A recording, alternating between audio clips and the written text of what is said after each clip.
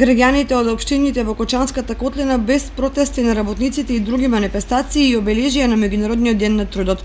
Главно со традиционални излети го одбележаа 1 мај. Времето се погоди, па сите што имаа можност излегува во природа, каде со скара и мезење го празнуваа денот на работничката класа. Вообичаено најпосетени беа сетничките места на Пониква кај манастирот Свети Пантелејмон, покрај езерото Градче, во клисурата на Осојница и на Зрновска река и на другите места каде што има зеленило и убава природа.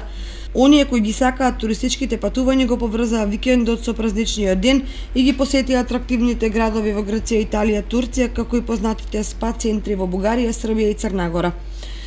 Тие што профитираа секако се трговците со месо и зеленчук, бидејќи граѓаните буквално ги испразнија фрижидерите и рефтовите на пилјарниците.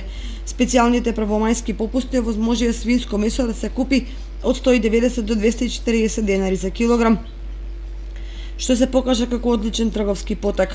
Јагнишкото месо и оваа година остана само желба за многумина, бидејќи цената од околу 300 денари за килограм практично го прави недостапно. Во здравствениот билтен на итната медицинска помош не се евидентирани посериозни интервенции по основ на труење од алкохол, прекумерно консумирање храна и слично, што значи дека граѓаните, особено помладите, не претерале со славењето.